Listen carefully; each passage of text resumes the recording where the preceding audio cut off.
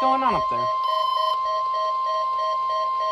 The proceeding was a test of the National Weather Service warning alarm tone. Oh, and the WR300 During finally tests. dangerous weather situations, It's version 4, by the way. The 100's a version 5. Activated to warn of the impending hazard.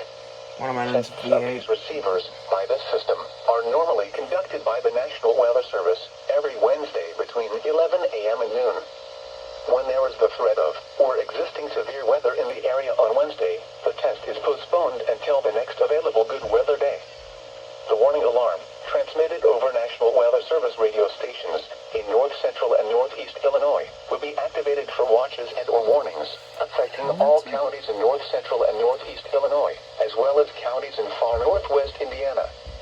Reception of this broadcast and the alarm tone will vary at any given location. This variability, normally more noticeable at a distance from a given transmitter, will occur even though you are using a good quality receiver in perfect working order. Till This 10, concludes 19, the tone alarm yeah, test. it's be set for 8. We will now return to our regular program.